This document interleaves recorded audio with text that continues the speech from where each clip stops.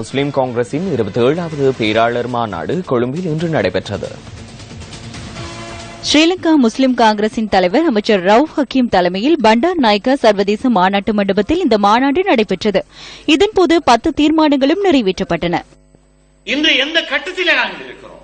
இதற்கு முன்பு இருந்த நிலவரங்களை விடவும் இன்றைய ஆட்சியின் பங்காளர்களாக நாங்கள் இருக்கிற இந்த கட்டம் சாமானியமான கட்டம் அல்ல. மத்தியிலே அரசாங்கத்திலே பலமான நிலை, மாகாண அரசிலே கிழக்கிலே ஆட்சியின் அத்தனை சுக்கானமும் எங்களுடைய கைகளில்.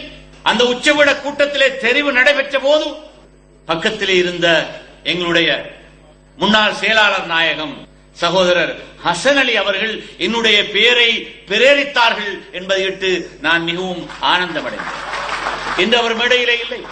அதற்கான காரணங்கள் குறித்து இங்கு நான் பேச வரவில்லை. ஆகவே எமது கட்சிக்குள் இதுவரை காலமும் பேசப்பட்ட பிரச்சனைகள் இன்று ஒரு தீர்வு காணப்பட்டிருக்கின்றன. தவிசாளர் பதவி தற்காலிகமாக அடுத்த 2-3 மாதங்களுக்காக பின்பற்றப்பட்டிருக்கிறது. மன்சூருக்காக தான் எங்களோட செயலாளர் ராஜேந்திர முதல் அவரும் தொடர்ந்தும் இரவு தான் தொடர்ந்து வச்சிருக்காங்க. அவர் இனி அதை தீர்மானிக்கிறது அது இன்றைக்கோ நாளைக்கோ தலைவர் மாற்றலாம், தலைவர் தீர்மானிக்கலாம். அது தலைவர் வேகமானமாக தெரியும். ஒன்றும் யாருக்கும் எந்த பதவிக்கும் எந்த ஒரு சவாலும் வரல.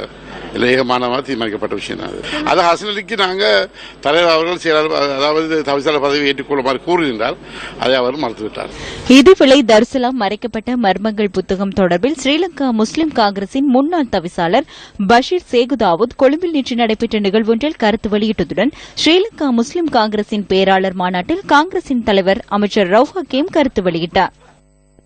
நிதியத்தினுடைய ஆவணங்கள் இல்லாமல் செய்யப்பட்டு கம்பெனி அதற்கு உரித்தாளராக மாறியிருக்கிறது.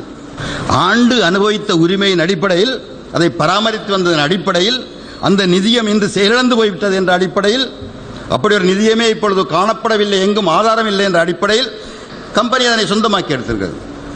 அந்த கம்பெனியை 3 பங்குதாரர்கள் அந்த கம்பெனியை சொந்தமாக்கி இருக்கிறார்கள். 2003 இறுதியாக 29ஆம் தேதி ஜனவரி மாதம் 2015ஆம் ஆண்டு இறுதியாக அதனுடைய பணிப்பாளர்கள் பங்குதாரர்கள் மாற்றம் பெற்றிருக்கிறார்கள்.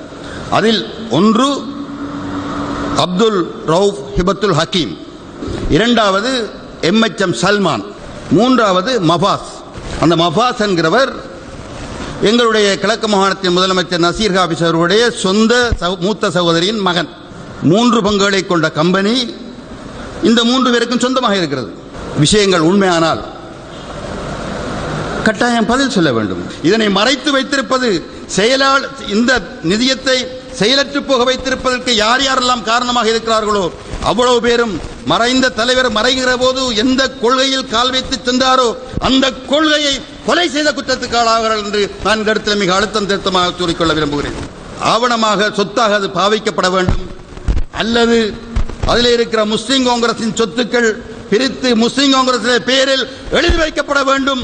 அதேபோல் சொந்த சொத்துக்கள் அஸ்ரஃபுடைய குடும்பத்துக்கு வழங்கப்பட வேண்டும் என்று நான் உங்களை முன்வைத்து கலைஞர்களை முன்வைத்து கொண்டு விரும்புகிறேன். தாருசலாம் சொத்துக்களும் 200 கோடி ரூபாய் பெறுமதியான சொத்துக்களுக்கு அந்த கம்பெனி உரிமையாக இருக்கிறது. கட்சி தலைமை இதை தாருசலாத்தை கையில் எடுத்துக்கொண்டு கபடத்தனமாக இவற்றையெல்லாம் கையாளுகிறோம் என்ற பேச்சு. இது சம்பந்தமான விளக்கத்தை முழுமையாக அரசியல் உச்சபடத்திலே கொடுத்திருந்தோம். அதன்போது கேள்வி கேட்கிற நிலவரங்கள் வந்தபோது ஏற்பட்ட ஆத்திரம், ஆவேசம், எத்தனை பேர் மீது பாய்ச்சல் வரும் என்கிற ஒரு சிக்கல் ஏற்பட்ட போது அவர்களை காப்பாற்றுவதற்கு கூட்டத்தை முடிக்க வேண்டிய நிலவரம் ஏற்பட்டது. இப்பொழுது பேசியவர்களுக்கு சமர்ப்பணம் செய்திருக்கிறார்கள் புத்தகத்தை. சமர்ப்பணம் செய்தது மூலம் புத்தகத்தை எழுதியவர்கள் யார் என்பதையும் பகிரங்கமாக சொல்லி இருக்கிறார்கள். தலைவர் உருவாக்கிய நம்பிக்கை பொறுப்பு என்பது செயலிழந்து போயிருக்கிறது. அதை செயல்படுத்துவதற்கு என்று இருக்கிற நம்பிக்கை பொறுப்பாளரை கூட்ட வேண்டும். கூட்டுகிற அதிகாரம் நம்பிக்கை பொறுப்பாளராக இருக்கிற அதிலே இந்து கட்சியில இருக்கிற 3 பேர் தான் எஞ்சி இருக்கு. அதிலே சகோதரர் சல்மான், நான், சகோதரர் நசீர் அகமது, இந்த 3 பேர் தான் தலைவரால் நியமிக்கப்பட்ட நம்பிக்கை பொறுப்பாளர்கள். எனவேதான் இதுக்குள்ளே இருந்து கொண்டிருக்கிறோமே ஒழிய பிறருக்குமாகவும் அல்ல என்றால் அவருடைய நம்பிக்கை கொண்டு வெளியிலே உள்ளவர்களை அதிலே போட முடியாது என்ற காரணத்தினால் அவ்வாறு இருந்து கொண்டிருக்கிறது தவிர அதிலே வேறு எந்த மூடு மந்திரமும் கிடையாது. இதிலே மிகப்பெரிய ஒரு பெரிய புதையலை வைத்துக் கொண்டு அதை நாங்கள் அடைகாத்துக் கொண்டிருக்கிற மாதிரியும் அதை அனுபவிக்கிற மாதிரியும் எழுதப்பட்டிருக்கிற முறையை பார்க்கிற போது அப்படியான ஒரு பிரமை ஏற்படுத்த முயற்சிக்கிறார். என்னை பொறுத்த மட்டும் இந்த தாருசலாம் இருக்கிற நிலவரத்திலே முழுக்க இடித்து புதிதாக கட்டப்பட வேண்டும்.